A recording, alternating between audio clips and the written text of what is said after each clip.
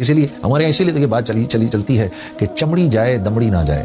ہاں یہ ایسے ہی نہیں، یہ سننے میں مذاق لگتا ہے لیکن ایک بہت بڑی حقیقت ہے. تو عزیز دوستو، اللہ نے جو تیسری صفت اپنے کامیاب بندوں کی فرمائی وہ یہ کہ وہ جہاں اپنے مال کو اپنے پر خرچ کرتے ہیں وہاں اوروں پر بھی خرچ کرتے ہیں. یہ بھی دیکھنا ہے کہ اس پیسے کے اندر میرے اقربا کا حصہ ہے، یہ بھی دیکھنا ہے کہ اس پیسے میں میرے ہمسایوں کا بھی حصہ ہے، یہ بھی دیکھنا ہے کہ اس مال میں میرے دوستوں کا بھی حصہ ہے، یہ بھی دیکھنا ہے کہ اس مال کے اندر غربا کا حصہ ہے، مساکین کا حصہ ہے، اس میں یتاما کا حصہ ہے. جو اپنے مال کو 6 طرح سے خرچ کرے گا اللہ رب العزت اس کو وہاں سے دیں گے جہاں سے وہ گمان بھی نہیں کر سکتا. اپنے اوپر، عزیز و اقربا پر، والدین پر، جو غربا ہیں ان پر، جن کی گردنیں پھنسی ہیں ان پر، اور اللہ کے راستے میں. جو اپنے مال کو اس 6 طرح سے خرچ کرے گا اللہ رب العزت اس کو وہاں سے رزق دیں گے جہاں سے وہ تصور بھی نہیں کر سکتا. والذین هم لفروجہم حافظون، اور وہ حیا کے پیکر ہوتے ہیں، بے حیائی کی کسی کام کو نہیں کرتے. ان کی آنکھ ادھر ادھر نہیں پھرتی، ان کے کان فضول بکواس نہیں سنتے، ان کی زبان سے کوئی بے حیائی کا جملہ نہیں نکلتا، ان کا دماغ کوئی بے حیائی کی بات نہیں سوچتا. کوئی نامحرم سامنے آئے اسی وقت آپ نے نظریں جھکا لیں، اللہ کے نبی صلی اللہ علیہ وسلم کے ارشاد کے مطابق اسی لمحے تیرے پچھلے سارے گناہ معاف ہو جائیں گے. ہاں، اور اللہ رب العزت ایمان کی ایسی حلاوت نصیب فرمائے گا دل کے اندر کہ جب آپ نماز میں کھڑے ہوں گے تو اس حلاوت کو محسوس کریں گے. دل کو 4 راستے جاتے ہیں، نظر سے، کان سے، زبان سے اور دماغ سے. یہ 4 پائپ لائنیں دل کے اندر جا رہی ہیں. ان میں سے کسی ایک پائپ لائن کے اندر گندا پانی گیا تو سارے دل کے اندر گند اور بدبو اور تعفن پھیل جائے گا. پھر یہ جب نماز میں دل ہی نہیں لگے گا، قرآن دیکھنے کو تو دل ہی نہیں لگے گا، اللہ کی بات سننے کو تو دل ہی نہیں لگے گا، سچ بولنے کو دل ہی نہیں کرے گا. تو یعنی وہ کوئی ایسا کام نہیں کرے گا جس پر دل پر بوجھ آئے. وہ کوئی ایسا کام نہیں کرے گا جس پر نفس پر بوجھ آئے.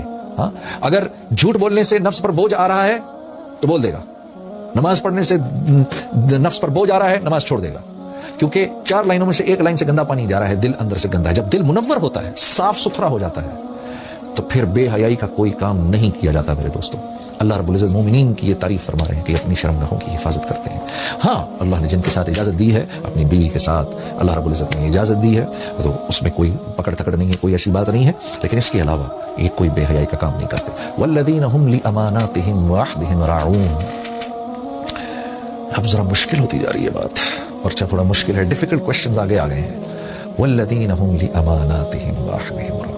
جب کوئی امانت ان کو دی جاتی ہے وہ اس امانت میں خیانت نہیں کرتے. مثال کے طور پہ کوئی ذمہ داری آپ کو دی گئی ہے، آپ کسی علاقے کے میئر ہیں، یا آپ کو کسی علاقے کے ناظم ہیں، یا آپ کو کوئی کسی علاقے کے منسٹر ہیں، آپ کو پیسہ دیا گیا ہے کہ یہ پیسہ یہاں خرچ ہوگا، اس کی ایک ایک پائی آپ نے وہاں خرچ کی، اس کو امانت سمجھا. جب لوگ امانتوں کو ہڑپ کرنے لگیں گے تو پھر ایسی آفات اور آندھیاں آئیں گی. میرے عزیز دوستو، یہ میں نہیں کہہ رہا، یہ اللہ کے نبی کا ارشاد ہے. ہاں، پھر جس قوم میں امانت ہڑپ کی جاتی ہے وہ قوم اس کے دشمنوں کے حوالے کر دی جاتی ہے، جو ان کے گھروں میں گھس کے ان کے مالوں کو لوٹتے ہیں. ہاں، اور لِأَمَانَاتِهِمْ وَعَهْدِهِمْ رَاعُونَ. جب وہ اپنی زبان سے کسی بات کو کہتے ہیں تو اس کو پورا کرتے ہیں، اپنے عہد کو پورا کرتے ہیں. میرے عزیز دوستو، ایک چیز جو میں نے بہت نوٹ کی ہے، جو بڑے دکھ سے اور تکلیف سے میں آپ کے سامنے عرض کرنا چاہتا ہوں کہ جب آپ ویسٹرن کنٹریز میں کبھی جائیں، آپ یقین کریے ان کے ہاں سب سے بڑا جرم جھوٹ بولنا ہے، جس کے بارے میں میرے نبی نے فرمایا کہ مسلمان بخیل تو ہو سکتا ہے، مسلمان بزدل بھی ہو سکتا ہے، لیکن مسلمان جھوٹ نہیں بول سکتا. آپ یقین کرو ویسٹرن کنٹریز میں یہ چیز آپ کو بدرجہ عتم نظر آئے گی. نیوزی لینڈ کے بارے میں تو مشہور ہے، ہمارا سفر ہوا نیوزی لینڈ میں، وہاں پر تو وہاں کے ساتھی لوگ ہمارے بتا رہے تھے وہاں کوئی جھوٹ نہیں بولتا. وہاں اگر آپ کسی کو کوئی بات کہتے ہیں وہ اس بات کو وہ منوان قبول کر لیتا ہے کہ یار یہ جھوٹ نہیں بول سکتا، سامنے والا میرے سے جھوٹ نہیں بولے گا. ہاں، ایسی قوموں کو اللہ عروج دیتے ہیں، بغیر ہتھیاروں کے عروج دیتے ہیں. ورنہ دنیا کے ہتھیار جمع کر لو، اگر میرے دوستو وہ صفات نہیں ہیں جو اللہ کو مطلوب ہیں تو ساری دنیا کے اسباب رکھنے کے باوجود اللہ سارے عالم میں ذلیل کر کے دکھائیں گے. ہاں، کیونکہ عزت و ذلت تو اس کے ہاتھ کے اندر ہے. ہاں، عزت اور ذلت کا تعلق اسباب سے تھوڑی ہے، عزت اور ذلت کا تعلق تو اندرونی صفات سے ہے. تو اللہ رب العزت فرما رہے ہیں کہ مومنین نہ تو امانتوں کو ہڑپ کرتے ہیں منسٹر، ناظم یا گورنر بننے کے بعد، نہ وہ ان کو ہڑپ کرتے ہیں، یہ ان کو ان کی جگہ پر پہنچاتے ہیں، اور نہ اپنے بول سے پھرتے ہیں. جب ایک بات کر دی تو اس پر قائم رہتے ہیں. والذین هم علی صلواتہم یحافظون. اوپر بھی سب سے پہلی صفت کا تعلق نماز سے، آخری صفت کا تعلق بھی نماز سے کہ جب اذان ہوتی ہے سب کچھ چھوڑ کر چلے جاتے ہیں، اپنے اوقات کی ایسی حفاظت کرتے ہیں. والذین هم علی صلواتہم یحافظون. سبحان اللہ. وہ اپنی نمازوں کے اوقات کی حفاظت بھی کرتے ہیں. خشوع اور خضوع سب سے پہلے ذکر فرمایا, سب سے آخر میں دوبارہ نماز کا دوبارہ ذکر فرمایا. ہاں, اوپر بھی نماز نیچے بھی نماز, ساری صفات ان کے بیچ میں کہ یہ اپنے نماز کے اوقات کی بھی حفاظت کرتے ہیں. مشہور محدث حضرت عبداللہ بن مبارک رحم اللہ جب انتقال ہوا تو ایک طالب علم کو خواب میں آئے. طالب علم نے پوچھا اللہ نے آپ کے ساتھ کیا معاملہ کیا؟ کہا اللہ نے میرے ساتھ بہت ہی احسن معاملہ کیا, مجھے معاف کر دیا, لیکن یہ میرے گھر کے سامنے جو لوہار رہتا ہے اس کے ساتھ اس کو مجھ سے بھی اونچا درجہ دیا. کہا اچھا.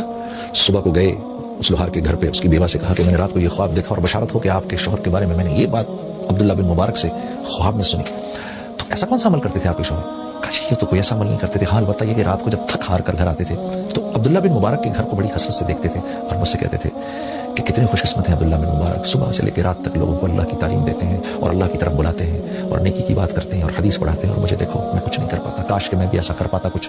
اور دوسرا یہ کہ جب اذان کا وقت آتا تھا تو اگر ہتھوڑا ایسے کر کے اوپر ہوتا تھا, اللہ اکبر کی آواز سنتے تھے تو ہتھوڑے کو نیچے نہیں لے کر آتے تھے, پیچھے سے ہی چھوڑ دیتے تھے. یہ دو صفات تھیں.